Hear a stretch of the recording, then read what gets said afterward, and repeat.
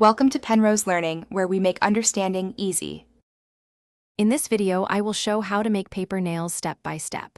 Gather sturdy paper, scissors, nail glue, a fine file, and polish, then set a clean work area. Choose slightly stiff paper for easier shaping and longer wear, and test a small glue amount first. Keep a towel to protect surfaces and a bowl of warm water for cleanup when you finish the process.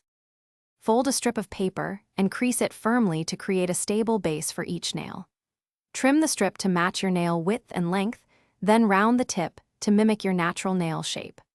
Lightly sand the edges and thin the underside just enough to sit flush on your nail without losing structure.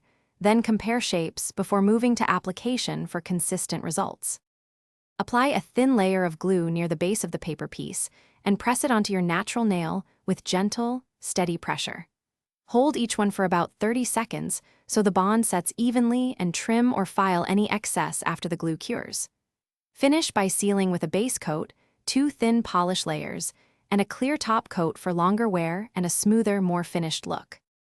Thanks for watching. If this was helpful, leave a like and consider subscribing. See you next time.